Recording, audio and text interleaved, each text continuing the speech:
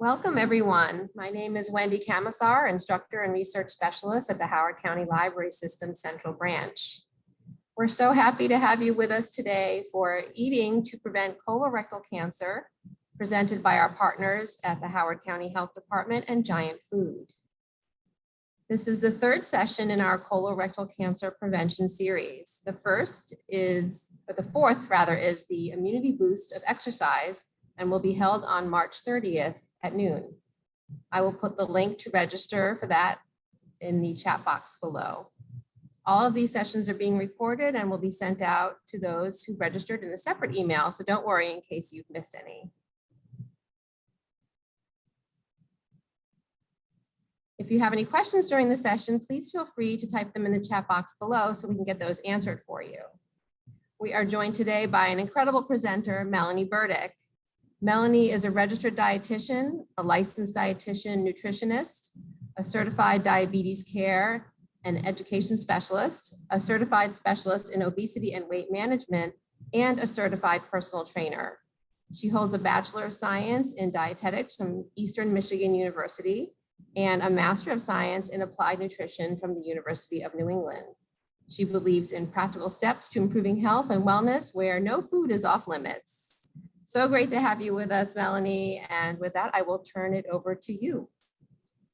Thanks, Wendy. I got so excited. I moved the slide. So thank you for that nice introduction. So welcome, everyone. I'm so happy to see everyone on this Wednesday. And again, I am Melanie Burdick. I am one of the dietitians that's part of the Healthy Living team at Giant Food.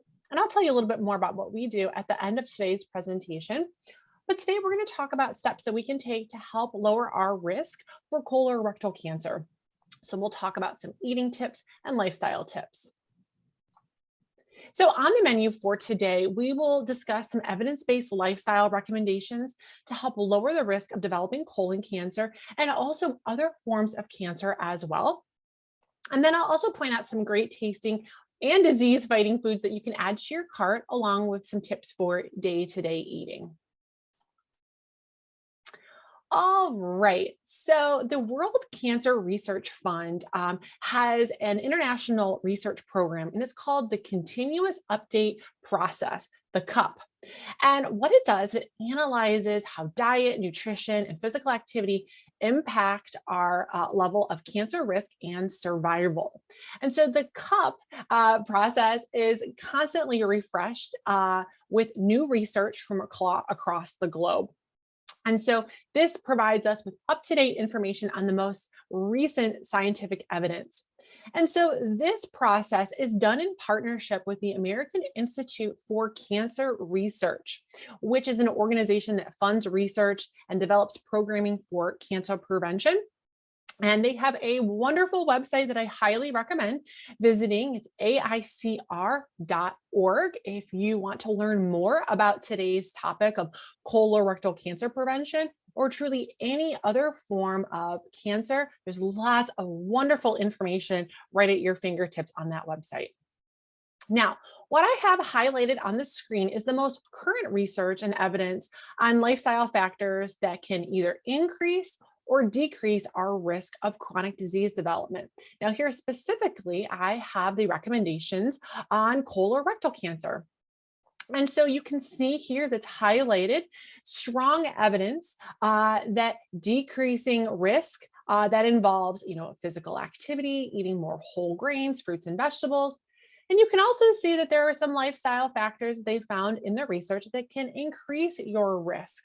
So that might be eating things that are higher in fat, drinking alcohol. And so we're going to walk through those today to give you more details on what you can do for your diet and lifestyle. Now, really, when we think about colorectal cancer, this is also known as colon cancer. And really any type of disease process that impacts the colon or the rectum when we talk about these different cancers. And oftentimes these might start out as something like an abnormal growth, like a polyp, and these can form anywhere in the colon or rectum. And over time, these polyps may turn into some form of cancer. Now, There are screening risks you can ask your doctor about on, how to find polyps and how to have them removed, and, also early stages for treatment and what works best. And one of the first things that we can do to really lower our risk for developing colorectal cancer is just to get screened. To recommend that individuals 45 years and better, I should say, should be screened by their doctor. Now, what's interesting about colorectal cancer, there's some really amazing statistics. And what's estimated is that by 2030, it is predicted that colorectal cancer will be the #1 cancer killer for individuals the age of 20 to 49. And also, what we know is that roughly about 1 in 23 men and about 1 in 25 women will be diagnosed with colon cancer or colorectal cancer in their lifetime, which means, we might know someone in our inner or outer circle, our friends, colleagues, coworkers, or family members that might receive this diagnosis. Now, what we do know is that this is preventable, and you can talk to your doctor about screening and how to do screening at home or in the doctor's office, and that we know that about 68% of deaths could be prevented just by regular screening. So we know that we can take steps to help lower our risk. Now, often people might ask, what are the risks for developing colorectal or colon cancer? And so some of the most common risk factors include age, if you've had a history of colon polyps, or maybe you're dealing with some type of inflammatory bowel disease. Now, we also have that genetic component, family history. So if there's anyone in your family that's had this diagnosis, that's something that we should be aware of. Smoking, alcohol intake, a high-fat diet, and carrying extra weight can increase our risk of a diagnosis. All right. So when we think about the causes of cancer, they can actually be placed in two groups: things that we can control and things that we can't. So the things that we can control are our diet and lifestyle. Things that we can't control would be things like those genetic factors. But there's a great deal of research to show that diet and lifestyle can have a significant impact on your health and well-being. And it's estimated that about 40% of the most common cancers could be prevented just by making modifications in your diet and lifestyle. So that could be choosing a different food, or maybe making lifestyle adjustments, maybe moving more as well.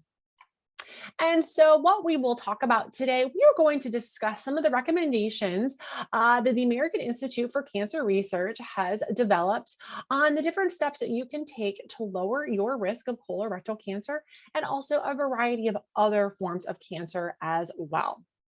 And these are also helpful for any cancer survivors to help lower the risk of any reoccurrence. Okay. So one of the first things that we want to think about when we're managing our health is we want to take a close look at our weight. And we know that maintaining a healthy weight can make a huge difference on our body.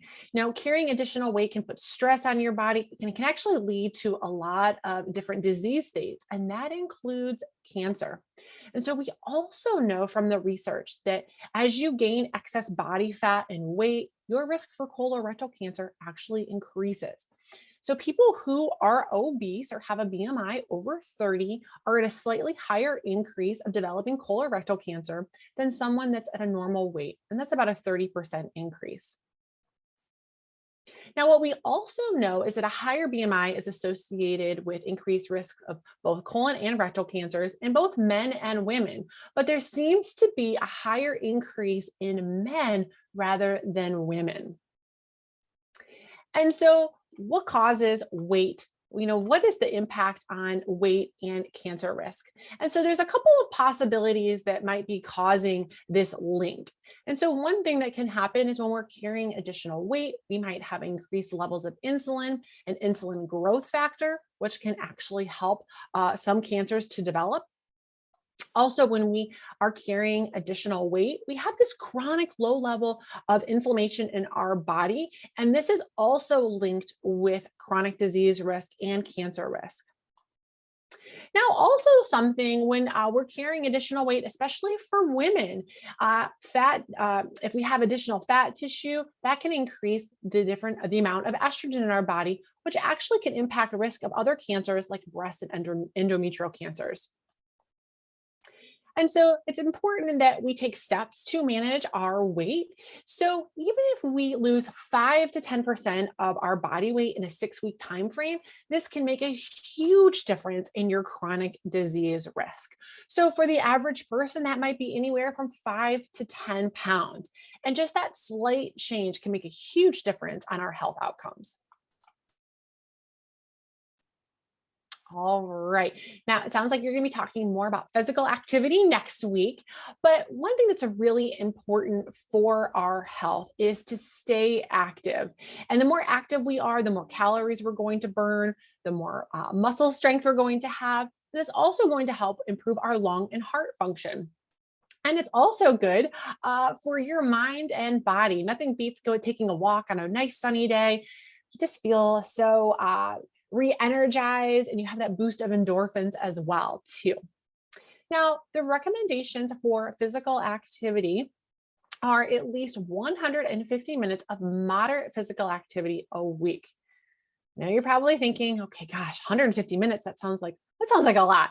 Well, if we break it down, that's about 30 minutes, 5 days per week. And what we really want to aim for and work towards is increasing to 30 minutes every day of the week and building physical activity into our day. And so what we want to do, we want to aim for being less sedentary and try to be as active as we can be. And so, if you're just starting out when it comes to activity, aim for 5 or 10-minute intervals throughout the day and build from there.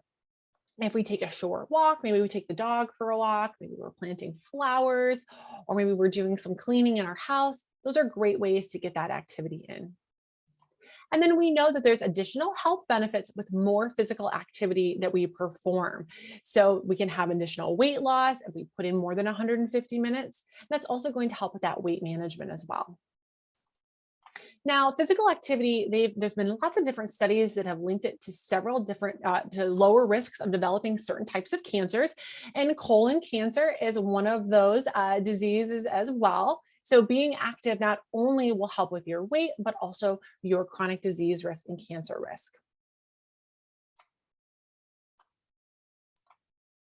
All right. So a huge component of our lifestyle is to think about those foods that we're choosing.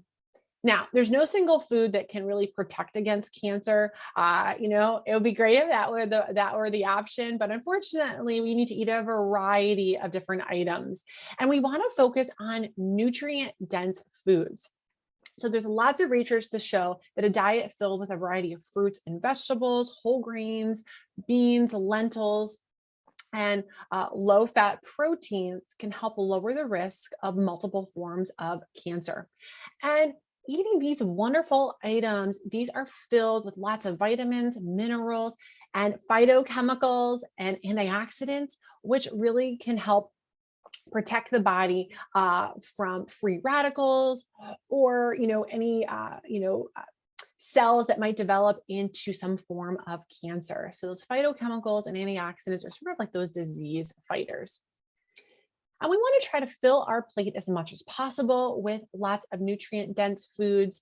So lots of fruits and vegetables, lean protein, and whole grains. And try to get at least 2 servings of vegetables in a day, 2 servings of fruit a day, about 2 cups, and about 2.5 cups of vegetables or more per day to really get all of those wonderful nutrients. Now, other things that we want to focus on, we want to talk about whole grains. And there's been some interesting studies over the last few years that have looked at the impact of fiber and our risk for colorectal cancer.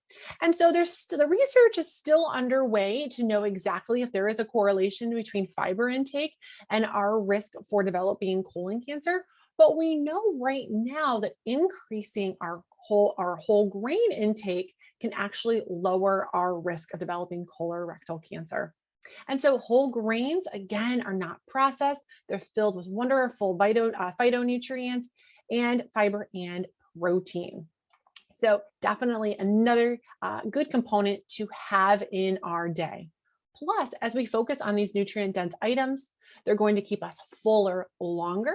They're also going to slow down digestion. They can also help with our cholesterol levels, especially that dietary fiber, and also help with our glucose levels as well. So eating a diet of nutrient dense foods are really going to impact our whole body and any other diseases we might be managing. All right. So another important component that we want to focus on when we're thinking about lowering our cancer risk is try to limit those processed items. These items tend to be higher in fat, calories, and sodium, and they're lacking all of those wonderful vital nutrients that I just mentioned that we find in fruits and vegetables, like vitamins and minerals. And these can also impact our weight status, our heart health, our glucose levels, and other chronic diseases. And so we really want to make sure that if we do have any of these in our diet, we are mindful about how much we have and how often. A motto we say at Giant is that all foods fit. It just depends on how you build your plate and how large those servings are and how often you have them. So try to be mindful if you are having any processed items, take a look at the nutrition label, the fat content, and the sodium content, and see if it fits into your daily goals. Oh, right. Now, this is a really interesting area when we think about colorectal cancer risk. And a recommendation from the AICR, American Institute for Cancer Research, is to limit intake of red meats and processed meats. And so we know with research from the AICR is that individuals who eat more than 18 ounces of red meat weekly actually have a higher risk of cancer. Now, if you eat red meat, that's okay. The recommendation is to consume no more than about 3 portions a week, or that would be about 12 to 18 ounces. And if we do like to have red meat, we also want to choose one that's leaner in fat. So maybe something that's a tenderloin or an eye of round, or those cuts of meat with less marbling. That's going to drastically lower that saturated fat content. And also another recommendation is to eat little, if any, processed meats. Now, processed meats are items that have been smoked or cured or salted. They may have additional preservatives as well. And there is lots of study research to indicate that consuming processed meats, bacon, ham, sausage, can increase your risk of colorectal cancer. So definitely something to keep in mind. Now, there was an interesting study in 2019. It looked at about 500,000 people, and they found that those individuals who ate red meat or processed meat 4 times or more per week had a 20% higher risk of developing colorectal cancer than people who indulged less than twice a week. Maybe they had it more sparingly. So definitely something to consider. Now, there's also other research that shows that colorectal cancer risk increases by almost 20% for every roughly 1 ounce serving of processed meat. So that would be like a slice of ham or turkey. And for every 50 gram or about 2 ounce serving, give or take, of red meat, that can increase our colorectal cancer risk by almost 20%. So when we think about these different items, ideally when it comes to processed meats, if we can take our favorite items, maybe it's turkey or chicken, cook them and slice them at home, that's a great way to minimize those risks of those different nitrates and chemicals that might be in those processed meats. So that's one thing that we can do to really lower our risk if we do like to have proteins in our diet. And so in those processed meats, they contain nitrates, and these help kind of extend the shelf life of our processed meats. But they can produce compounds in the gut that could actually impact the gut lining and increase our risk of cancers. So, really the most important thing is to really be mindful about your intake. If you can have, fresh cooked meats at home, that's going to be a great way, one, to minimize the number of preservatives in your diet, but also sodium and fat and other ingredients. Now, this is one that we're probably all familiar with is we want to limit our intake of sugar sweetened calories. These add up very, very quickly. So juice, soda, or energy drinks, alcohol, these all are additional calories in our diet. And what's interesting is the CDC estimates that about the average individual consumes about 150 calories of sugar sweetened beverages every day. And so we know when we're consuming these items, they're often associated with other less healthy behaviors. So that might be less sleep, tobacco use, or even eating fast food. And also increases the likelihood that maybe we don't eat a whole lot of produce in our diet as well. So we do want to try to minimize our sugar sweetened beverage intake as much as possible. We want to make water our first choice, calorie free. Plus, our body is more than 50% water. So we need that adequate hydration to meet all of our daily needs and help our body function at its best too. So definitely think about the amount of sugar sweetened beverages you might consume daily and see if there's a way to start decreasing that intake. It can make a huge difference on your overall health, your weight, your glucose levels, even your triglyceride levels as well. And another consideration that we want to think about when it comes to alcohol. What we want to do is try to limit this as much as possible. Now, the AICR, their recommendation is for cancer prevention, they recommend not consuming alcohol. But if you choose to drink something that's alcoholic, it's best to limit the consumption to about 1 drink per day for women and about 2 for men. So definitely something that we do want to consider. There is a strong link with alcohol intake and a variety of different cancers, including colon cancer as well. So we definitely want to make sure that we keep this to a minimum.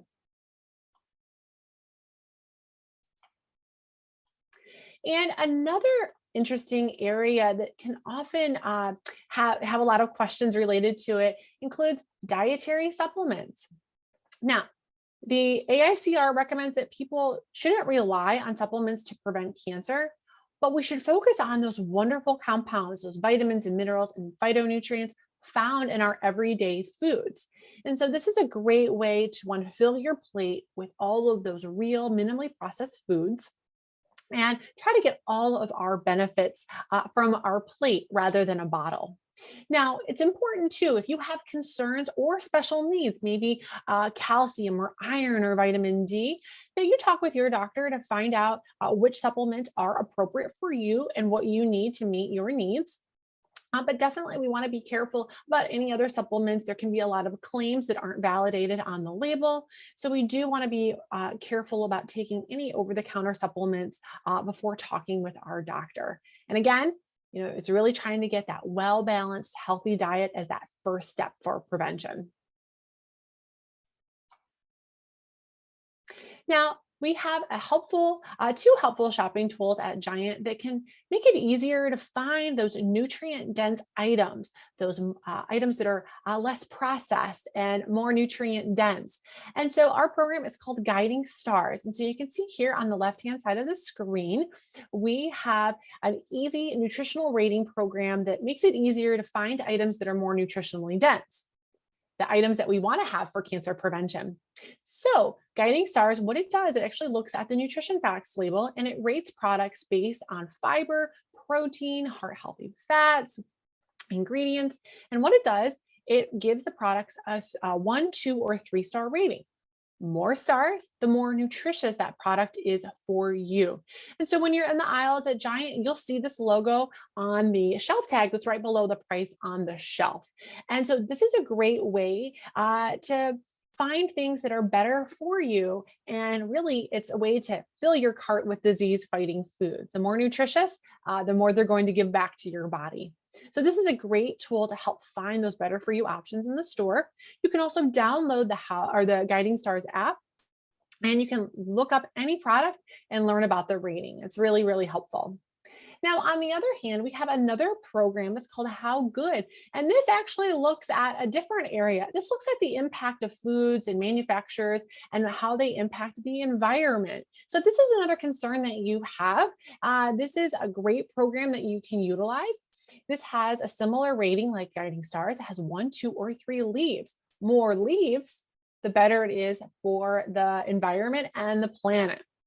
So another tool that you can use. Now, this program also has an app as well. You can download the How Good app and search any of your favorite products. And so these are two helpful shopping tools to, one, find things that are better for you and better for the environment. Now let's talk about some of the wonderful products that we love. We love to show customers, how do we translate some of the recommendations into items that we might put into our cart? So here we have a variety of picks from our produce section. Now, again, these are just some of many. Truly, anything in the produce section is going to be a wonderful, nutritious choice. And so we can choose from a variety of different things. It could be fresh from the produce section, could be frozen, or it could be canned. And again, all of our different produce varieties are going to give us those different colors, different pigments, and each one of those pigments provides those wonderful antioxidants, which are those disease fighters. So some wonderful things that you could put into your cart. Something like one of my favorites, the frozen berry medley here in the top right, upper right-hand corner. This is a great option, just flash frozen berries, nothing added to it. And so this is a great way to get a dose of antioxidants on your breakfast cereal or as a snack. Other things too, of course, we have the Dole leafy greens, again, a great addition to any meal. And then also the brightly colored peppers. These are great for summer. These little mini sweet peppers, a great way to add some color to your plate and some antioxidants.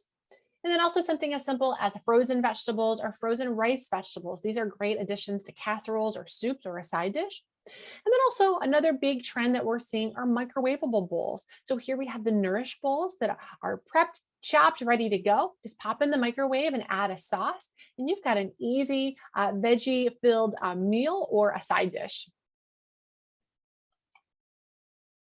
Now, other things, again, we know that intake of whole grains is actually going to be beneficial for our gut, and there's lots of great items that we can look for. And when you're shopping, if you're looking for whole grains, we want to take a look at that ingredients list and look for the term whole grains in the label.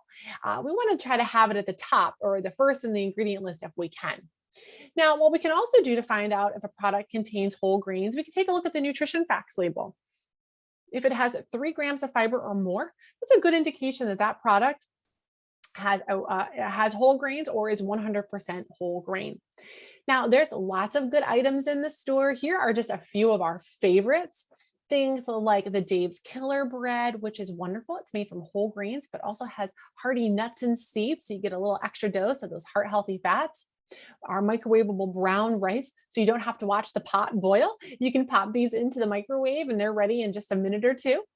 And then other things, if you're doing any baking, the Kodiak cakes are a great option. They have more fiber and protein. They're quite tasty. So if you like to do pancakes or muffins or baking, this is a great baking mix that you can utilize.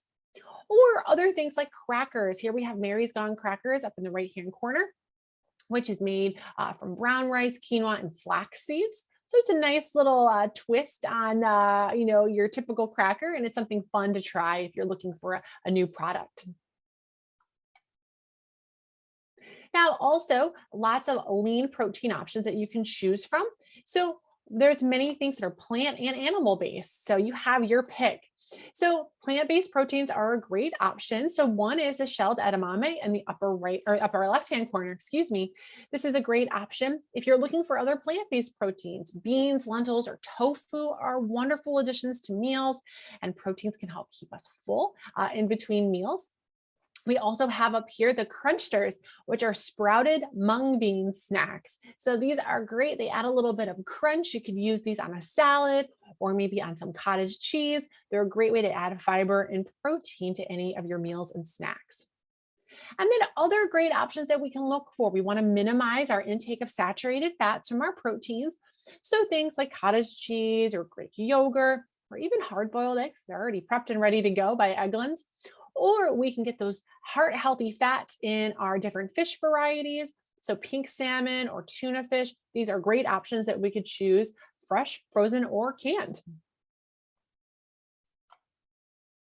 And of course, heart healthy fats, incorporating these into our diet can help with inflammation. And I mentioned earlier that chronic inflammation is something that can lead to a variety of different chronic illnesses. So adding a little bit of walnuts to your salad, or cooking with olive oil, or maybe adding a slice of avocado to your sandwich can be an easy way to get those heart healthy fats in, and they taste pretty good too.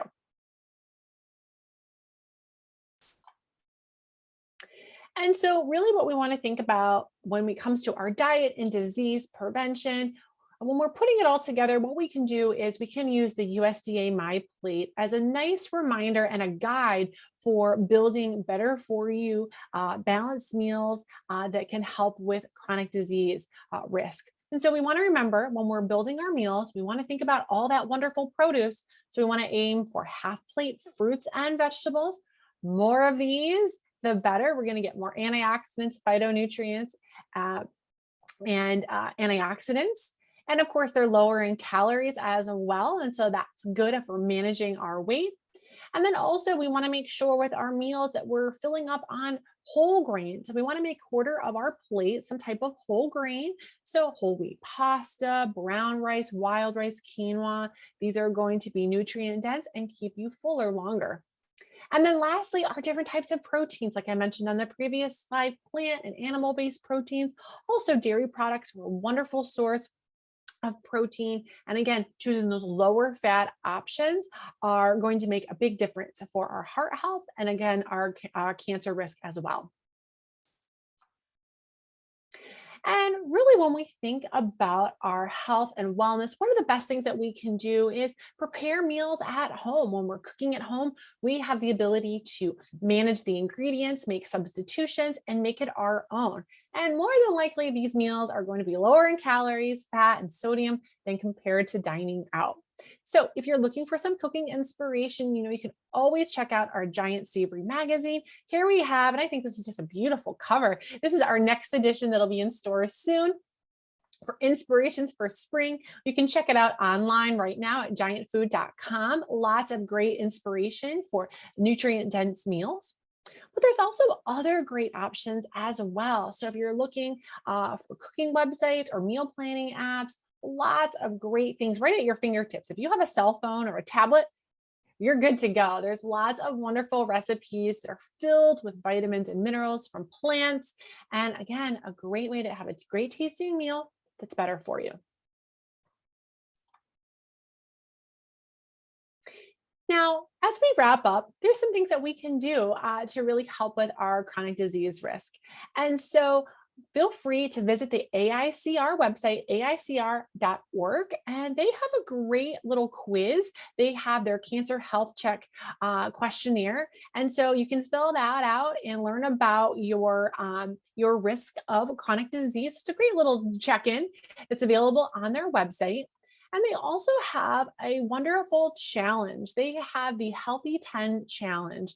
And this is a great way to build in healthy eating habits, eating, physical activity as well, and making these small adjustments in our lifestyle that again can help with disease prevention, and cancer recurrence. So a great resource if you're looking for more information when it comes to diet and lifestyle tips for cancer prevention. So visit healthy10challenge.org.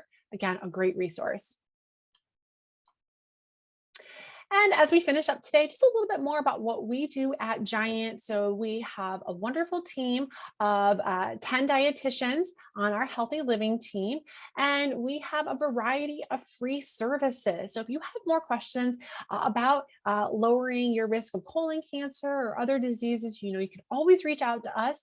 We offer free online consultations. You can actually take the camera of your phone, you can scan these QR codes, and it'll take you right to our website for more information. And so we're happy to help you, whether it's navigating the aisles to find items that are better for you and your health. Truly anything you need, we can assist you with. We also have our Healthy Living by Giant Facebook group, a great resource for tips and tricks on all things related to health and wellness.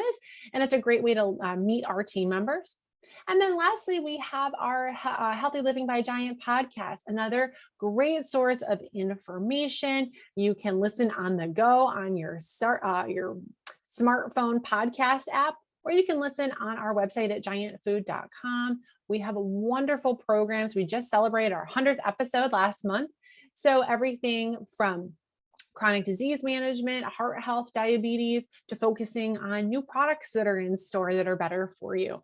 All of those are available right on our podcast. So I highly recommend checking that out. And so I'll stop here. If anyone has any questions, I'm happy to answer them. You can always reach out if you have any questions after today. You can email healthyliving@giantfood.com. And I am happy to answer any of those questions that come through that box as well. So I'm going to pause to see if anyone has any last questions.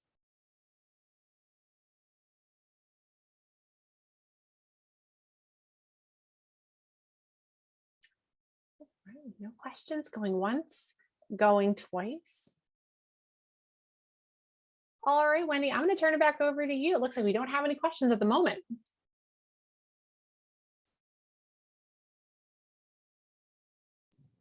Thank you so much for joining us today. And thank you, Melanie, for this informative presentation. A copy of this recorded webinar will be available in about a week or so. We will send a link of the recording to our YouTube channel as soon as possible. Also, I'm going to put in the chat box a link to our survey and the link to register for next week's class.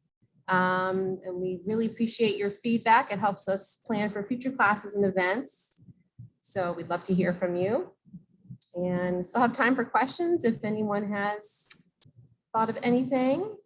Yeah, I'm happy to answer anything, even if it's not related to today's topic. That's fine too. Anything that's on your mind, feel free. I'm happy to answer anything.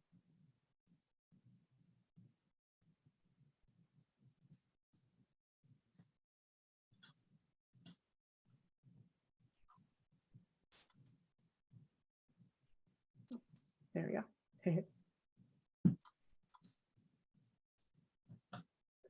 All right. All right. Well, thank you again. And everyone have a great week. And we'll see you next time. Awesome. Thanks, Thank you, Melanie. everyone. Thanks, everyone. Take care.